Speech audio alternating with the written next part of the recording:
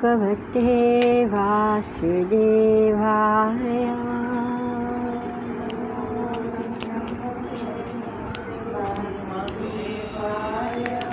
ॐ नमो भगवते वासुदेवाय।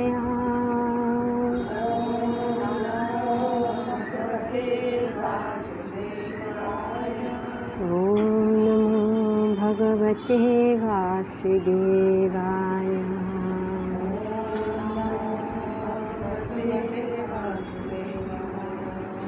नारायणं नमस्कृत्य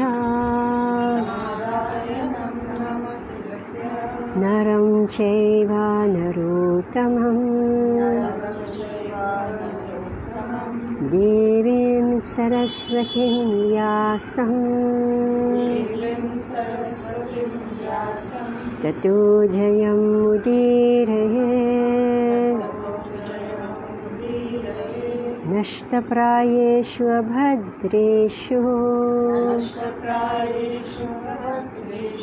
नित्यं भागवत सेवया। भगवती उत्तमा श्लोके भक्तिर्भवति नैष्टिकी। ॐ अज्ञानातिमिरान्धस्य ज्ञानाञ्जनशलाकया चक्षुरुन्मीलितं येन तस्मै श्रीगुरुवे नमः। श्रीचैतन्यमनोभीष्टं स्थापितं येन भूतले स्वयं रूपा कदा मह्यं ददाति स्वापदान्तिकं। वन्देऽहं श्रीगुरो श्रीयुतपदकमलं श्रीगुरून् वैष्णवांश्च। श्रीरूपं साग्रजातं सहगना रघुनाथं वितं तं सजीवं साद्वैतं सावधूतं परिजनसहितं कृष्णचैतन्यदेवं श्रीराधाकृष्णपादान् सहगना ललिता श्रीविशाखान्वितंश्च। कृष्णकरुणासिन्धो दीनबन्धो जगत्पते गोपेश गोपिकान्त राधाकान्त नमस्ते। तप्तकाञ्चन गौराङ्गी राधे वृन्दावनेश्वरी वृषभानुसुते देवी प्रणमामि हरिप्रिये। वाञ्छाकल्पतरुभ्यश्च कृपासिन्धुभ्य एव च पतितानां पावनेभ्यो वैष्णवेभ्यो नमो नमः। जय श्री कृष्ण चैतन्य प्रभु नित्यानंद श्री अद्वैत गदाधर शिवासादि गौरभक्तवृंद। हरे कृष्ण कृष्ण कृष्ण हरे हरे हरे राम राम राम हरे हरे। नमो विष्णुपदाय कृष्णविस्थाय भूतले प्रभुपादतिक्रिया श्री गिरिराजाय स्वामिने सुवक्त्रराज बिहारिभ्यं भक्तिव्यश्चात्मदायिने। नमो विष्णुपदाय कृष्णविस्थाय भूतले श्रुते भक्तिवेदांत स्वामिनिति नामिने। नमस्ते सारस्वते देवे गौरवाणी प्रचारिणे निर्विशेष शून्यवादी पाश्चात्यादेशतारिणे। मुखं करोति वाचालं पंगुं लंघयति गिरिं यत्कृपातमहं वन्दे श्रीगुरुदेवनाथं। हरे Krishna. So we'll just go through text 35 again. I know, but I'm saying we'll go through text 35 again. Text 35. My dear king, a devotee who has taken shelter of the dust from the lotus feet of the Lord can transcend the influence of the 6 material whips. So what are those material whips? Jit Sat Gunanam. Jita Sat Gunanam. So what are they? Hunger, Yeah, I'm just reading the word to word. So who have conquered the influence of the 6 kinds of material goods. So Prabhupada is elaborated and told us what they are. Hunger, thirst, lamentation, illusion, old age, and death. And he can conquer the mind and 5 senses. However, this is not very wonderful for a pure devotee of the Lord, because even a person beyond the jurisdiction of the 4 castes, in other words, an untouchable, is immediately relieved of bondage to material existence if he utters the holy name of the Lord even once. Because I'm trying to figure out why this verse came. It's like so many such, like a description when suddenly this pops up, right? This particular verse. Why? Shukdev Goswami was speaking to Maharaj Parikshit about the activities of King Priyavrat. And since the king might have had doubts about these wonderful, uncommon activities, Shukdev Goswami reassured him. My dear king, he said, don't be doubtful about the wonderful activities of Priyavrat. For a devotee of the personal Godhead, everything is possible, because the Lord is also known as Urukrama. What are the wonderful activities that King Priyavrat was doing? What are those wonderful activities? So everybody forgot, huh?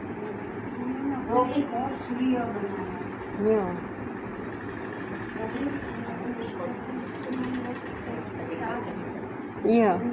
Yeah, so extraordinary activity that King Priyavrat was doing. And so Shukdev was, maybe, is it true?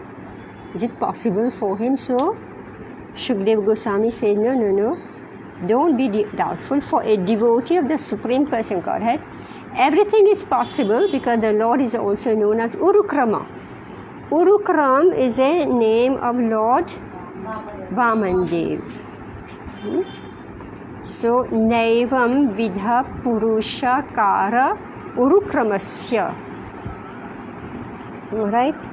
Urukramasya. Meaning who has taken shelter at the lotus feet of Urukrama.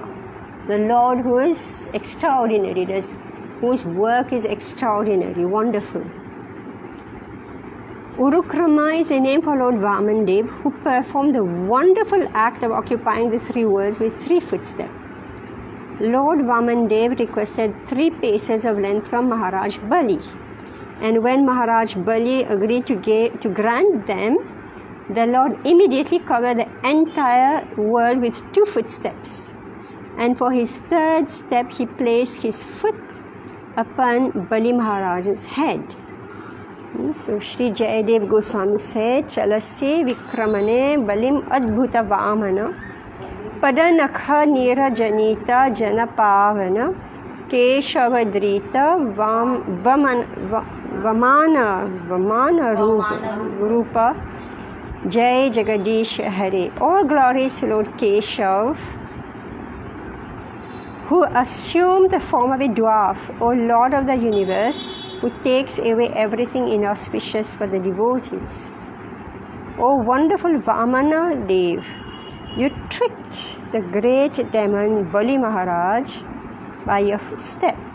The water that touched the nails of your lotus feet when you pierced through the covering of the universe purifies all living entities in the form of the river Ganges. Since the Supreme Lord is all-powerful, he can do things that seem wonderful for a common man. Similarly, a devotee who has taken shelter at the lotus feet of the Lord can also do wonderful things unimaginable to a common man by the grace of the dust of those lotus feet. Chaitanya Mahaprabhu therefore teaches us to take shelter of the Lord's lotus feet. Oyi Nanda Tanuja Kinkaram Patita Ma Vishame Bhavam Buddho Kripaya Tava Pada Pankaja Sthita Dhuli Sadrisham Vichintaya. O son of Nana Maharaj, I am your eternal servant, yet somehow or other have fallen into the ocean of birth and death.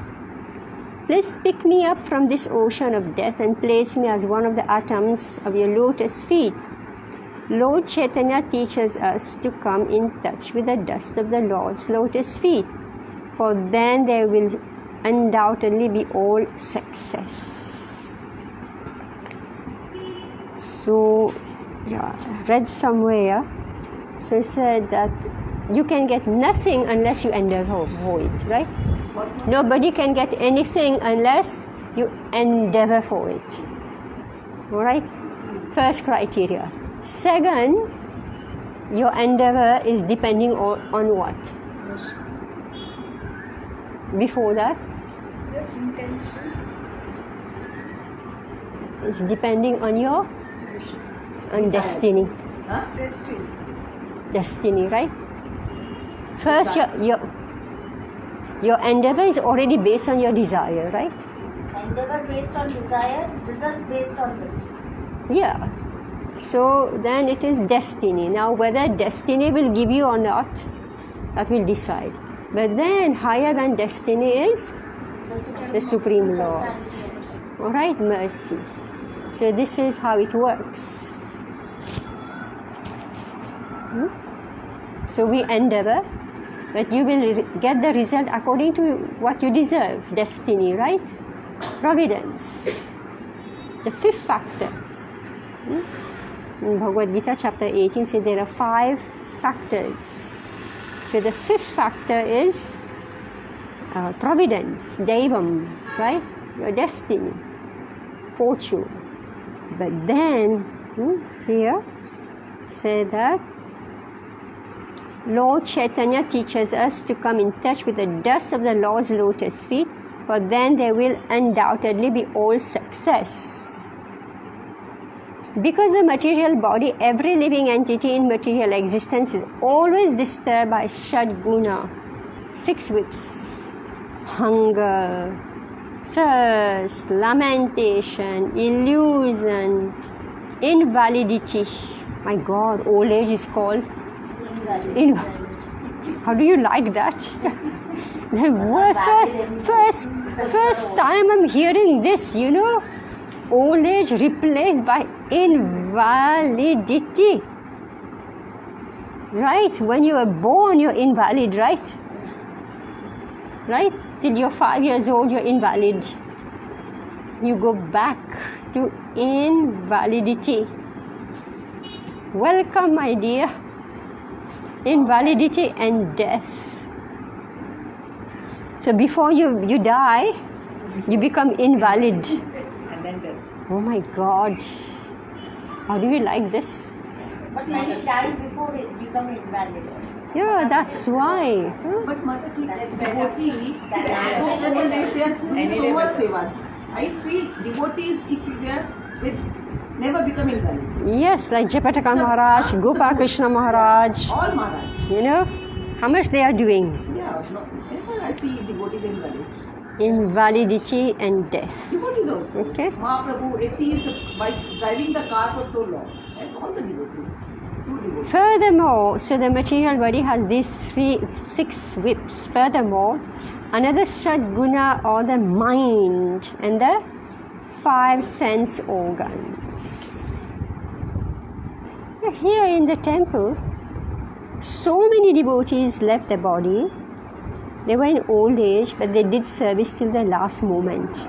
1 hour before, they're still doing the seva. That is the reality life. This is here in Juhu. Pujaris or, whatever service they were doing till the last moment. It's a real life. But the point is that it doesn't mean that they were not suffering. Alright? Should not believe that they were not suffering. We are not suffering. No, they are suffering. We are suffering. Yeah, of course. We are suffering. Definitely, if my foot doesn't work, I'm just telling you frankly, right? You get the cramp, right? It doesn't work. It's suffer. You suffer. It's not that it's not there. But those who are very advanced, I'm not so advanced, but those who are advanced, they say no. Like Gopal Krishna Maharaj, everybody had to chain him, right? Otherwise he's ready to fly off. Right. Furthermore, another sadguna are the mind and 5 sense organs. Not to speak of a sanctified devotee, even a chandal, an outcast who is untouchable, is immediately freed from material bondage if he utters the holy name of the Lord even once. Sometimes caste brahmanas argue that unless one changes his body, he cannot be accepted as a brahmana. For since the present body is obtained as a result of past actions, one who has in the past acted as a brahmana takes birth in a brahmana family. Therefore, they contend without such a brahminical body, one cannot be accepted as a brahmana. Herein it is said, however, that even Vidura Vigata, a chandal, a 5th class untouchable, is freed if he utters the holy name even once. Being freed means that he immediately changes his body. Sanatan Goswami confirms this. Yatha kanchanatam yati kamsyam rasa vidhanataha tatha diksha vidhanena dvijatvam jayate rinam. When a person, even though a chandal, is initiated by a pure devotee into chanting the holy name of the Lord, his body changes as he follows the instructions of the spiritual master. Although one cannot see how this body has changed, we must accept on the grounds of the authoritative statements of the Shastras that he changes his body. This is to be understood without arguments. This verse clearly says, Sajahati bandham. He gives up his material bondage. The body is a symbolic representation of material bondage according to one's karma. Although sometimes we cannot see the gross body changing, chanting the holy name of the Supreme Lord immediately changes the subtle body. And because the subtle body changes, the living entity is immediately freed from material bondage. After all, changes of the gross body are conducted by the subtle body.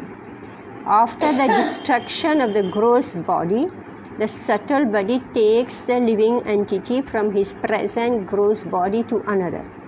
In the subtle body, the mind is predominant, and therefore, if one's mind is always absorbed in remembering the activities of the lotus feet of the Lord, he is to be understood to have already changed his present body and become purified. Therefore, it is irrefutable that a chandal or any fallen or low-born person can become a brahmana simply by the method of bona fide initiation. Who will explain this to me? Who will explain this to me? What we've read? How this is an argument to say that if somebody is born a chandal or anything, foreigner body, Chinese body, Russian body, American body, Pakistani body, anybody, all right? In any of the classes also or outside the classes. If he chants the holy name of the Lord, his body changes and he becomes a brahmana. Who will explain to me how this happens? It has to happen because when you start chanting, there is a change of heart. When it's a change of heart means a change of mind. Change of mind means gradually your subtle body, there is a movement there and your subtle body is undergoing a change. And as and when your subtle body changes, means your gross body is changing. From a thought process of a chandana, you are gradually moving upwards. So when you are moving upwards, your mind is moving upwards, that means your bodily activities also will be moving upwards. You will start thinking of a brahmana, more cleanliness, more better way of living. There is a change of lifestyle. So accordingly, the gross body is changing with the change of heart, and there is a movement. I think I must have been a Chandala today, and partially, yes. I myself, I am an example, because there is so many changes in lifestyle, and lifestyle is connected to the gross body. But what we are doing in the gross body is basically what the mind is telling us to do, and the change of mind is happening because of the constant chanting of the holy name. Yes. So, Prahlad Maharaj, example. sorry? Prahlad Maharaj, born in Rakshasa family. But he was always devotee, right? He was a born devotee. Even the demigods couldn't kill him. But on material platform, he was a son of a demon, so that's what Manipur. Yeah, but he was devotee from birth. Here we are speaking of somebody who is born Chandal, he's in family of Chandal and he's been behaving like Chandal, right? But now he's changing, he's changing, all right? So apparently he looks the same body, right? Exactly the same. And you know, when his friend meet him, oh, that's you. Right? They recognize this is the same person. We are all. But before we become the devotee. Exactly, that's why I gave my own example. yeah. We all. Yeah, so then we change, right, the habits. So that's why we do Sadachara course, right? Right? We learn how to be a Brahmana. Prabhupada taught us how to be Brahmana. How to get up early in the morning, take bath, to do your laundry every day, right? I'm just going through the list. Wash your clothes every day, wash your room every day, change your bed sheets, right? Be regulated in each and everything that you do, your eating, sleeping, mating and defending, right? Everything becomes Brahminical. Vacho Vegam, Manasa Krodha Vegam, Jiva Vegam, Udara Upasta Vegam, right? Everything changes. But apparently you look the same. Right? You look the same, but inside you're no longer the same. Right? So this is what Prabhupada is explaining. So it's not. So maybe you're born from past karma. You're born Brahmana. From past karma, you're born Chandal. All right, but your behavior right now is deciding what you are, and that behavior is changing with education, with knowledge. Text 36. Saevam aparimita bala parakrama ekada tu devarshi charananu shayannanu patita guna visharga samsargena nivritam ivatmanam manyamana atmanirveda idam aha saha he Maharaj Priyavrat evam thus aparimita unparalleled bala strength parakrama whose influence ekada once upon a time two then Devarishi of the great saint Narada charana anushayanam surrendering unto the lotus feet anu thereafter patita fallen down guna visarga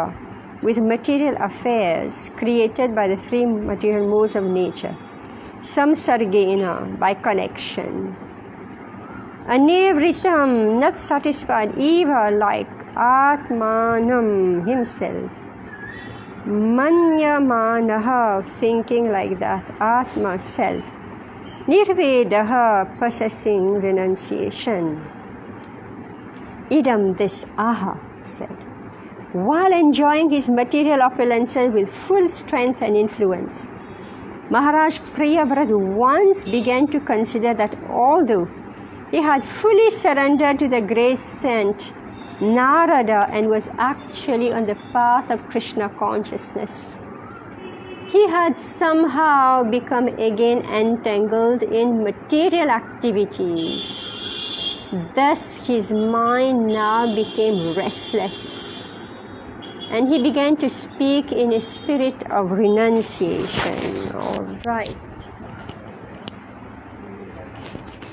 Hare Krishna. Translation by purport by Divine Grace Prabhupada. In Srimad Bhagavatam 1.5.17 it is said, Tyakta swadharma charan ambhujan harer bhajan apakva atha pathe tato yadi yatra kva va bhadram ahud amushya kim ko var artha apto bhajatam swadharmata. One who has forsaken his material occupation to engage in the devotional service of the Lord may sometimes fall down while in an immature stage. Yet there is no danger of his being unsuccessful.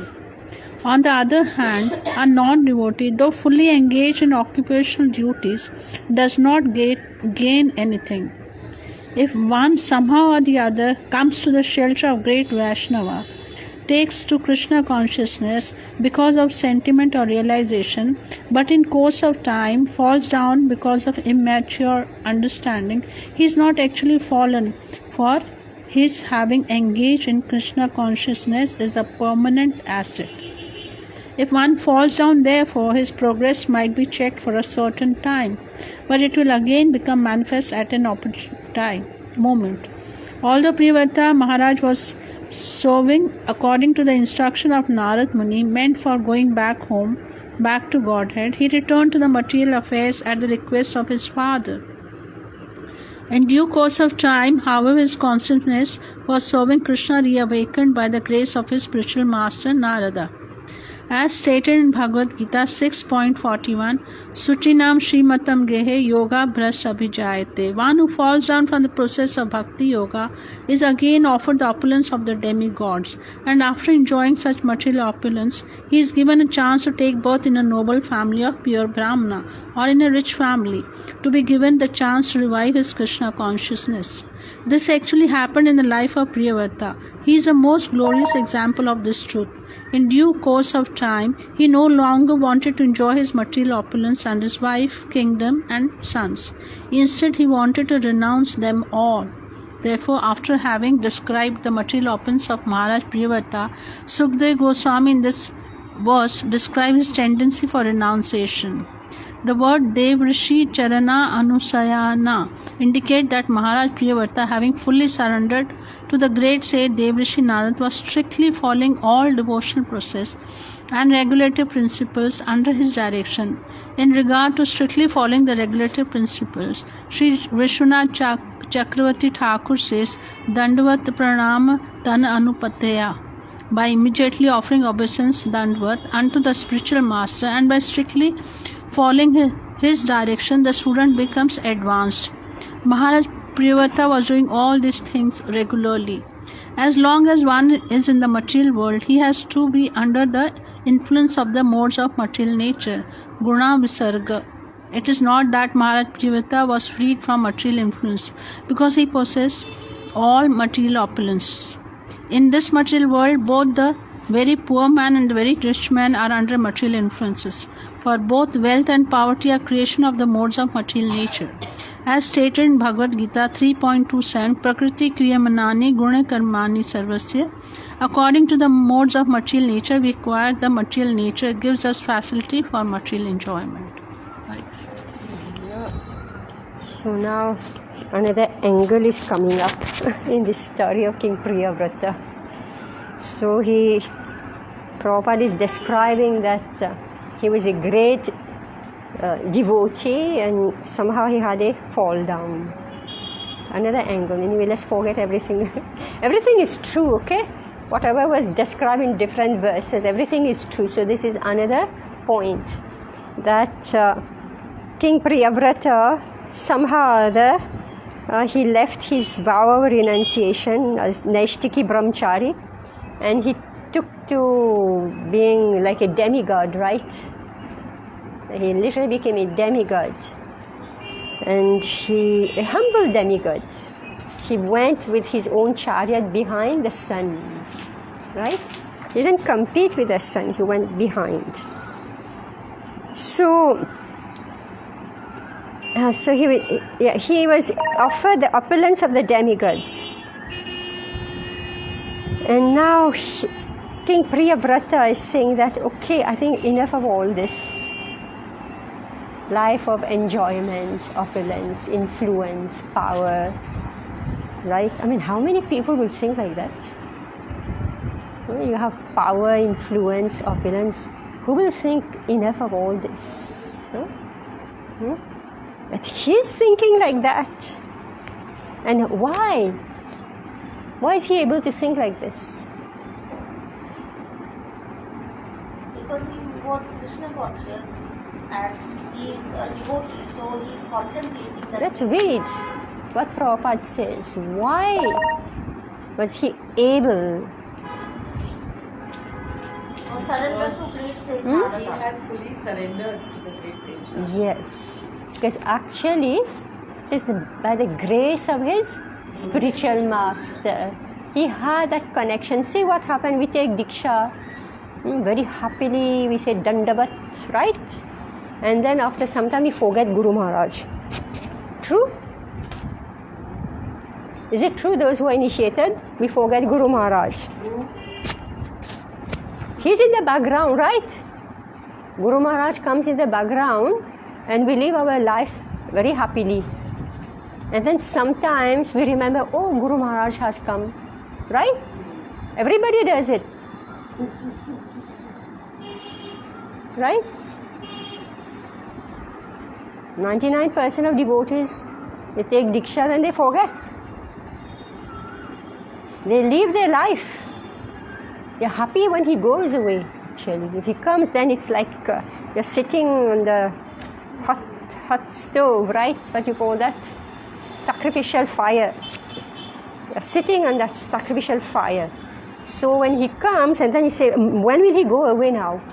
Because you want to relax. You want to live your life. Right? Those who have taken Diksha. You don't want to be all the time, in this hot oven, right? You know very well.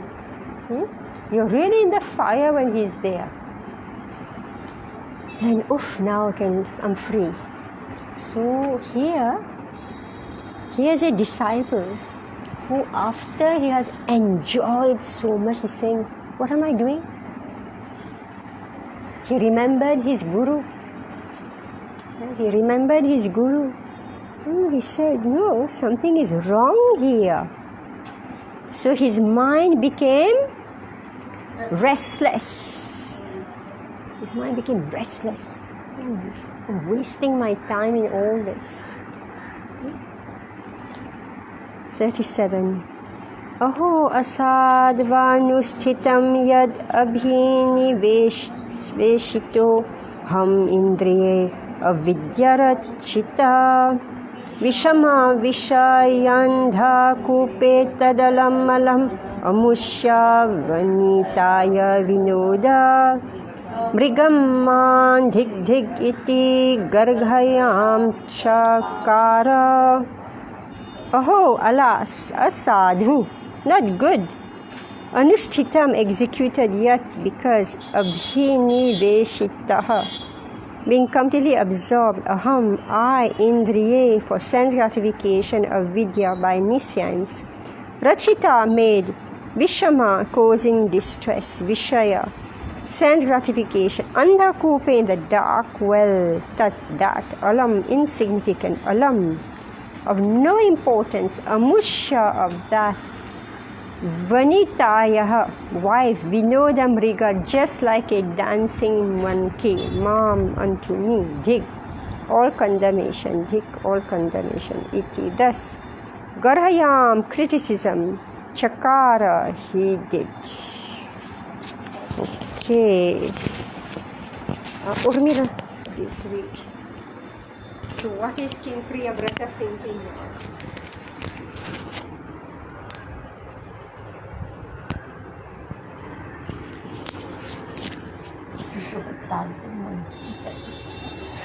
Translation.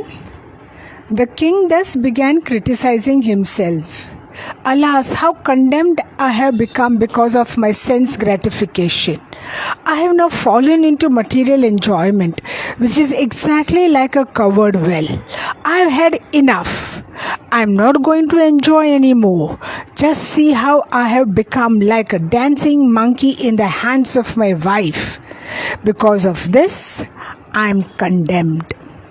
Purport. How condemned is the advancement of material knowledge can be understood from the behavior of Maharaj Priyavrata. He performed such wonderful acts as creating another sun, which shine during the night, and creating a chariot so great that its wheels formed vast oceans. These activities are so great that modern scientists cannot even imagine how things can be done. Maharaj Priyavrata acted very wonderfully in the material field of activities. But because he was dealing in sense gratification, ruling his kingdom and dancing to the indication of his beautiful wife, he personally condemned himself. When we think about this example of Maharaj Priyavrata, we can just consider how degraded is the modern civilization of materialistic advancement. Modern so-called scientists and other materialists are very satisfied because they can construct great bridges, roads and machines. But such activities are nothing comparable to those of Maharaj Priyavrata. If Maharaj Priyavrata could condemn himself in spite of his wonderful activities, how condemned we are in our so-called advancement of material civilization. We can conclude that such advancement has nothing to do with the problems of the living entity entangled within this material world. Unfortunately, modern man does not understand his entanglement and how condemned he is. Nor does he know what kind of bloody he is going to have in the next life. From a spiritual point of view, a great kingdom, beautiful wife, and wonderful material activities are all impediments to spiritual advancement. Maharaj Priyavrata had served the great sage Narada sincerely. Therefore, even though he had accepted material opulences, he could not be deviated from his own task. He again became Krishna conscious as confirmed in Bhagavad Gita. Neha bikrama nasosti prayavyayo na vidyate swalparm apyasya dharmasya trayeto mahato bhayat. In devotional service, there is no loss or diminution, or even a small service rendered in devotional life is sufficient to save one from the greatest danger. Bhagavad Gita 2.40. Such renunciation as Maharaj Priyavrata's is possible only by the grace of the Supreme Personality of Godhead. Generally, when people are powerful or when they have a beautiful wife, a beautiful home and material popularity, they become more and more entangled. Priyavrata Maharaj, however, having been completely trained by the great sage Narada, revived his Krishna consciousness in spite of all impediments. Wow. This is the greatness of Maharaj Priyavrata. Okay, so his saving grace was? Guru Maharaj. Yes, Narad Muni, right? Narad Muni was his saving grace. So we see how he's like taking, he wants to remove himself from all material enjoyment in time. Now we find how in Mahabharata, King Pandu, he was by nature, he was like disinclined for material enjoyment. Already he was like quite detached. he went out. I mean, just see, very instructive. He was already like spiritually advanced, materially detached, but he went to the forest carrying his bow and arrow. Alright? It's like two conflicting situations, right? I think Sita Devi told that to Ramchandra, right? You are carrying your bow and arrow, and you don't know when you may use it. So Maharaj, King Pandu, he did that. So, and by mistake he killed, right, this sage, in the form of a deer. So he immediately thought, okay, I'm going to take Vanaprastha. So meaning like when the senses are still so strong, but he said, I'm going to take Vanaprastha, right? And Vanaprastha meaning that the two wives say, no, I will come with you, right? And what happened? He got defeated by his senses, right? Right? So here is, we read this also with Prithu Maharaj, with Dhruva Maharaj, right? So they went through their own period of purification. I think Dhruva Maharaj, he was given 36,000 years to rule. Prithu Maharaj, I don't know how many years he ruled. And then we'll find that the Pandavas, they ruled I don't know for how many years. And then they retired timely, right? But here, he thought artificially I will take Vanaprastha. And then he took his two young wives with him, and then he died, right? So this is, so here it is systematically go through the different ashrama. So what is the most important ashram? Brahmacharya. Yes, because his brahmachari training is coming back now, right? His brahmachari training is coming back to him. He said, okay, I have done all this, now the time has come for renunciation, correct? Yes. Priyavrat Maharaj, however, having been completely trained by the great sage Narada, revived his Krishna consciousness in spite of all impediments. And that's why Narad Muni was also fine, okay, you have to enter Grihastha ashram, it's okay, you do so, right? Because he knows he's done his duty. He has planted the seed of renunciation, the seed of bhakti in his very highly qualified student. So he knew the time will come when again he will come back. Alright. 38.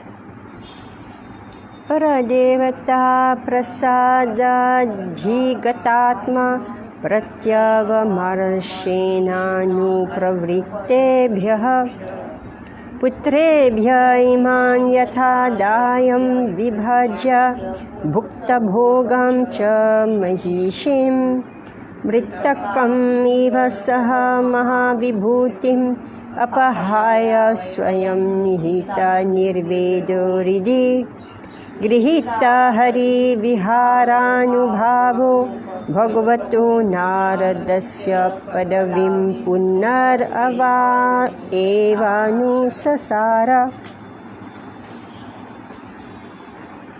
Paradevata, the Supreme Person Godhead, prasada, by the mercy, adhigata, obtained, atma pratyavamarshena, by self-realization, anupravrittebhya, who exactly follow his path, putrebhya, unto his son, Imam, this earth, yathadayam, exactly according to the inheritance.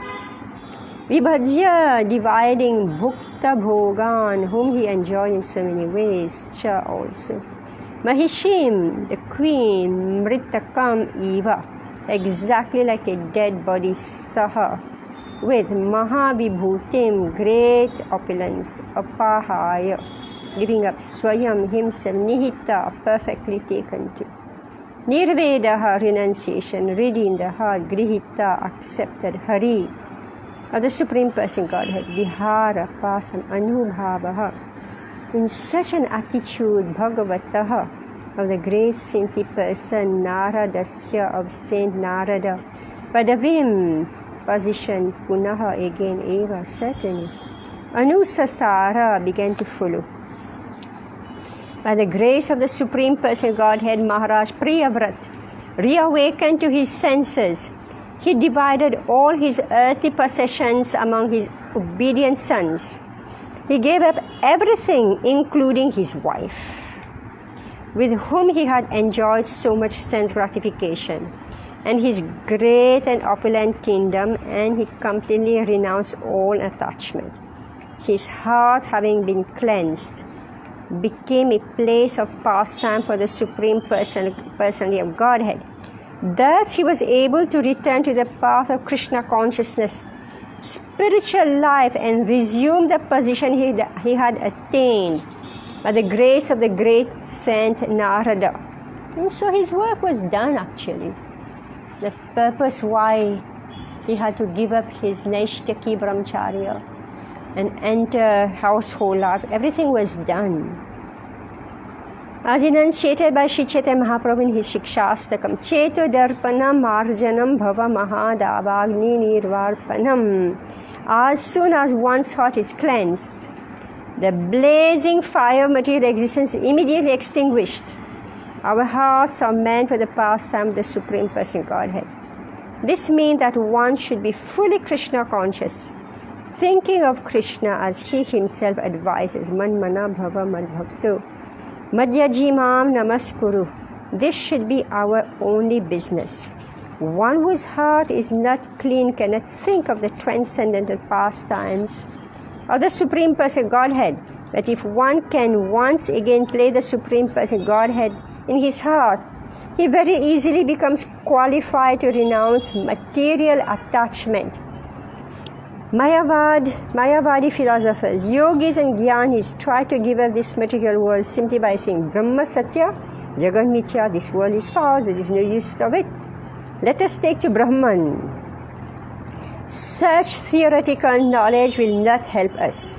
If we believe that Brahman is the real truth, we have to place within our hearts the lotus feet of Shri Krishna, as Maharaj Ambarish did. Savai mana Krishna padaravinda yoho.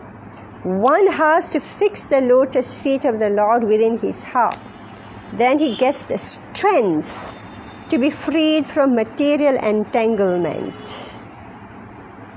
Maharaj Priyavrata was able to give up his opulent kingdom, and he also gave up the association of his beautiful wife as if she were a dead body. However beautiful one's wife and however attractive her bodily features, one is no longer interested in her when her body is dead. We praise a beautiful woman for her body, but that same body, when bereft of a spirit soul, is no longer interesting to any lusty man. Maharaj Priyavrata was so strong by the grace of the Lord that even though his beautiful wife was alive, he could give up her association exactly like one who is forced to give up the association of a dead wife. Sri Chaitanya Mahaprabhu said, Na dhanam, na janam, na sundarin, kavitam va jagadisha kamaye, mama janmani janmanishware bhavatad bhakti rahaitu kitvi. O Almighty Lord, I have no desire to accumulate wealth, nor do I desire beautiful women, nor do I want any number of followers. I only want your causeless devotional service birth after birth. For one who desires to advance in spiritual life, attachment to material opulence and attachment to a beautiful wife are two great impediments such attachments are condemned even more than suicide. Therefore, anyone desiring to cross beyond material nescience must, by the grace of Krishna, be freed completely from attachment to women and money. When Maharaj Priyavrata became completely free from this attachment, he could again peacefully follow the principles instructed by the great sage Narada.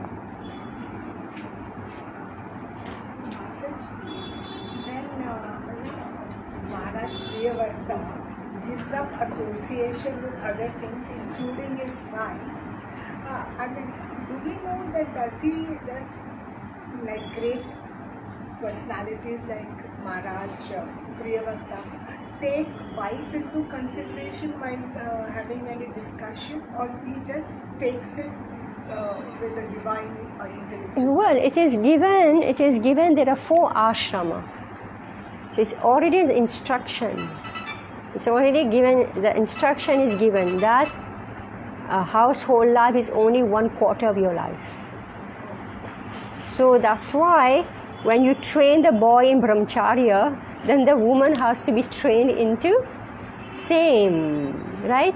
Meaning that this grihastha life will be only for 1/4 of life. Then the next stage will be vanaprastha. That seems here that Priyavrata, he took the sannyas directly.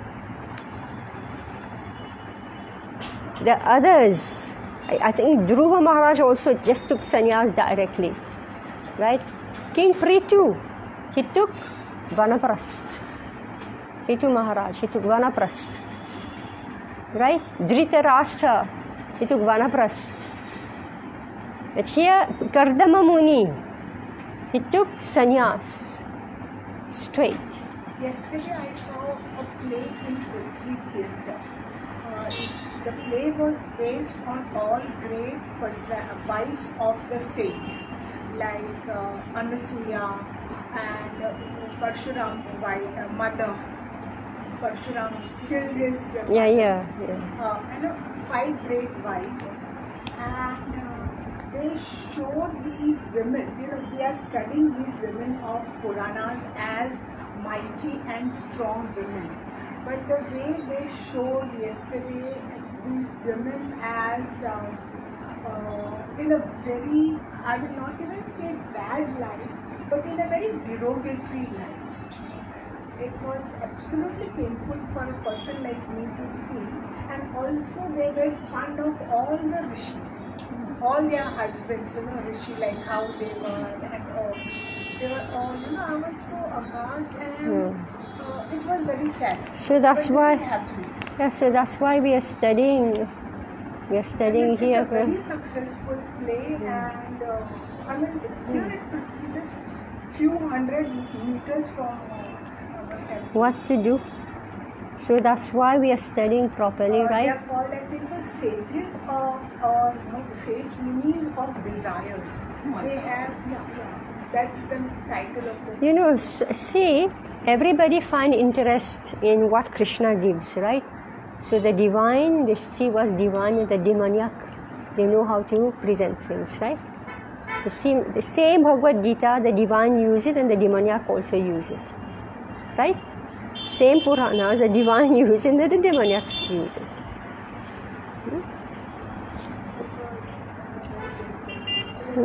Vishnu. They will suffer a lot. They're doing sin like this. They're making bad karma for their future, their next life. So that's why Prabhupada is giving, right? Here in each and every, every personality, who they are, and how we present them. What's Prabhupada the- never told if wife is devotee, you renounce your wife. Well, here he's renouncing the wife, right? But Prabhupada's quote, This is here it is. You take sannyas, right? So different cases, different things are happening. I just said Prithu Maharaj, he took vanaprastha. Dhritarashtra took vanaprastha. Here, Priyavrata, he took sannyas straight. Alright? He took sannyas straight. Work is done. It's not that he abandoned her somewhere. No, she's in the palace. devotees in the palace, right? And she's also doing the same tapasya. We read earlier Suniti, right? She's in the palace. She was a neglected wife. She already lost the husband, right? She was a neglected wife. So what did she do? So let him do his own work, right? But she focused on her son. And she attained perfection. Her son took her back home, back to Godhead, right? So it's not that every husband will do it, right? So she got a great son, Dhruv. She gave him very good instruction. Don't be envious. Don't criticize anyone. Whatever is happening, destiny has done like this. Whoever caused you harm, do not answer back, right? But you focus. You want something, you focus on Vishnu. And she did her own tapasya, her own sadhana at home, right? So she attained perfection. At the end of it also, the point is that because King Priyavrata, he is so powerful, naturally his wife will get the benefit, right? That's the point. In whatever situation. Can we continue? Because you'll have many answers if we are just going to read Prabhupada's purport. Is it true? So let's just read this. We have 15 minutes more. Tasya eva ete shloka priyavrata kritam karma konu karyad vineshwaram Yonemi nimnera chayam gnat sapta varidhin. Tasya, his hava, certainly ete all these shloka verses, Priyavrata by King Priyavrata, kritam done. Karma activities, kaha, who, nu, then, kuryat, can execute. Vina, without Ishwaram, the Supreme Person Godhead, Yaha, one who Nemi, of the ring of the wheels of his chariot. Nimnehe, about the depressions, akarut, made. Chayam, darkness, ghanan, dissipating, sapta, 7. Varidhin, oceans. There are many famous verses regarding Maharaj Priyavrata's activities. No one but the Supreme Person of Godhead could do what Maharaj Priyavrata had done. Maharaj Priyavrata dissipated the darkness of night, and with the rims of his great chariot he excavated 7 oceans. There are many excellent verses famous all over the world concerning the activities of Maharaj Priyavrata. He is so celebrated that his activities are compared to those of the Supreme Person Godhead. Sometimes a sincere servant and devotee of the Lord is also called Bhagavan. Sri Narada is called Bhagavan, and Lord Shiva and Vyasadeva are also sometimes called Bhagavan. This designation, Bhagavan, is sometimes conferred upon a pure devotee by the grace of the Lord, so that he will be very highly esteemed. Maharaj Priyavrata was such a devotee. Text 40. Bhusamsthanam kritam yena saridgiri vanadhibihi sima cha bhuta nivritya dvipe vibhagashaha. To stop the quarreling among different peoples, Maharaj Priyavrata marked boundaries at rivers and at the edges of mountains and forests, so that no one would trespass upon another's property. Just see what he's doing. He's putting the mountains and the rivers so you can't cross. So this is you see, building walls, natural walls, liquid walls, brick walls.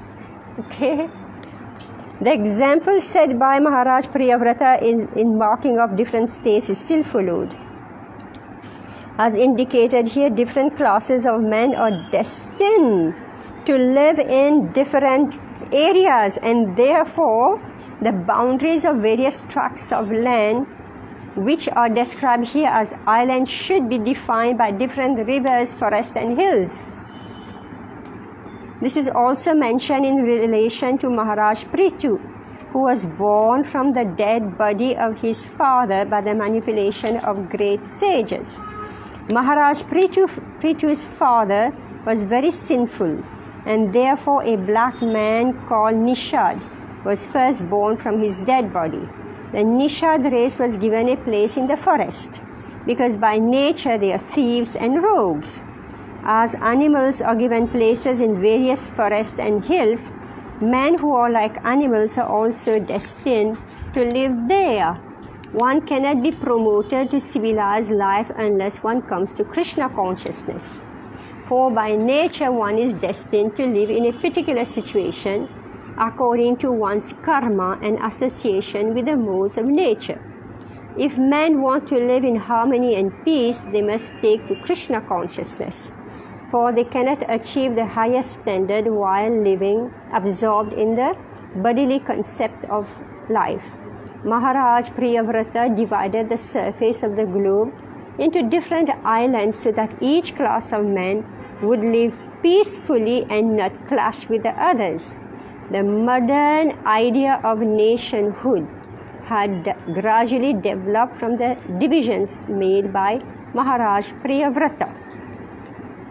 Bhoman divya manusham cha mahitvam karma yogajam yas chakre nirayopanyam purushanu jana priyaha.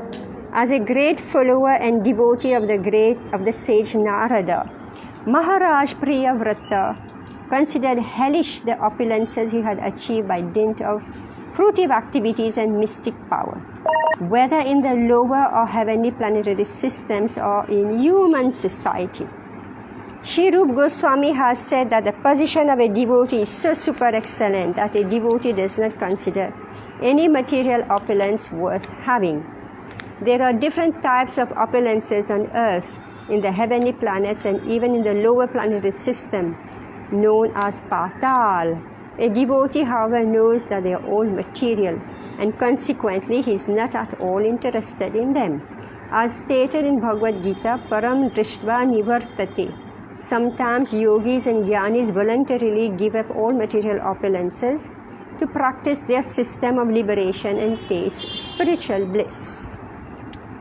However, they frequently fall down because artificial renunciation of material opulences cannot endure. One must have a superior taste in spiritual life, then he can give up material opulence.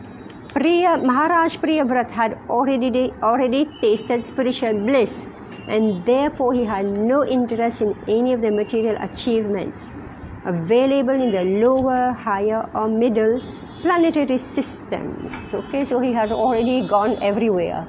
He's not interested. So I already gave the example of King Pandu. Alright, he was not yet satiated. Right, though he was spiritually inclined, he was not yet satiated of sense enjoyment, right? And therefore he fell down, right? He fell down, satiated, meaning satisfied, sufficient, I've had enough. Saturated, I've had enough. You know, it's like, if you like sweet rice, first it's nice, then 1 cup is good, 3rd cup is good. You have 10 cups of sweet rice and never again do I want to have sweet rice. Alright? He's satiated. So Maharaj Priyavrata, he has all the opulence. He said, I don't want. So he was able to give up all his activities, and he could go back to where he was. So these stages, brahmachari, grihastha, vanaprastha, sannyas, is applicable to different people in different ways, depending on your spiritual advancement. You're in the 5th canto now, you've already seen different sections. And Prabhupada also say that this sannyas is compulsory for a civilized human being, right? Civilized human beings. This is what we are reading here. Those who are followers of Varnashram Dharma, right? And those who are, see, actually, Brahmanas, they're able to take sannyas, right? Kshatriyas, they take vanaprasth. And Vaishyas and Shudras, they stay in household life, pious household life. So that's why not everybody is able to take sannyas. So because that capacity for sense enjoyment should be over. And then Prabhupada writes somewhere else, even though it's painful to leave the family, but it must be done. It must be done because otherwise there is no hope for liberation. We're going to read how Daksha, right? Daksha, I remember what happened, his goat face, right? So moving around everywhere. He's the great Daksha, right? Prajapati Daksha. But he's moving everywhere with a goat face. So he was so humiliated. Finally he left everything. Right? He left everything and he just like so-called took sannyas. He so-called took sannyas. And then he had to undergo, we read somewhere, so many, I don't know, after so many millennium. Then he took birth as, who remembers? Daksha took birth as, whose son? After some millennium, he took birth as the son of, 4th canto we read it. Son of the Prachetas. Alright? He took birth as the son of the Prachetas. He took sannyas past birth, right? His goat head took sannyas. Right? Discussion in which millennium. Right? This yuga and that yuga. Alright, he took birth as the son of Prachetas. And then he became Daksha. He took birth. I don't know what's his name then. How many sons did he have? 10,000 sons. Then again 1,000 sons. Right? Meaning the desire was not over even though he took sannyas in his previous life. Alright? It's only that out of shame and humiliation, right? He just left everything. But here is another story. Here is King Priyavrata, who by nature, he was already fully renounced. He came back to do a duty on behalf of his father, Manu, Swayambhuva Manu. He obeyed the instruction of his great-grandfather, right? Brahma, Lord Brahma, right? So everybody was satisfied. Then he said, now let me go back to my Guru, right? Let me go back to Narada, and therefore he gave up everything on the spot. No practice. Practice was already done. Are we able to follow this? Yeah. Alright. So different people have different capacities. One shoe doesn't fit all. Well, the instruction is same for everyone. What is the instruction? Sense gratification must be given up. But it is done according to your level of spiritual development. So that's why you are lucky if you have a guru. If you're lucky, You have a guru, you are lucky. Right? Otherwise, what happens? You are always in your mind. What am I supposed to do? What am I supposed to do? What am I supposed to do? You are at a loss. You don't know what to do. Alright. So, very interesting chapter, right? Extremely interesting chapter. And it ended up in a different angle. That's how it ended up. And then he picked himself up immediately. He says, okay, over. Alright, is your question satisfied? Urmila, how you feeling? Little disturbed after seeing yesterday's. I'm still disturbed. So why do you go and watch all those stuff? I do not know.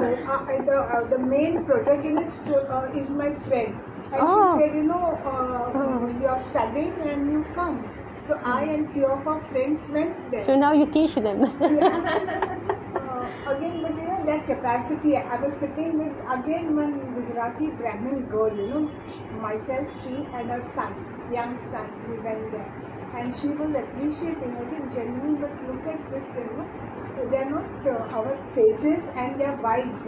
I'm studying, and their wives are supposed to be strong women and not weak women, asking for bodily satisfaction, wanting to have sexual relation with someone. I'm studying, they are not like this at all. I told my friend. Who was depicted? See, 5, and again, they are, how it is, it's an old sages, rishis, and wives of rishi from our Purana. But they adapted in a modern civilization, like, today's modern. What modern public want to see? Modern. Who became against All industries like that. Anusuya, who became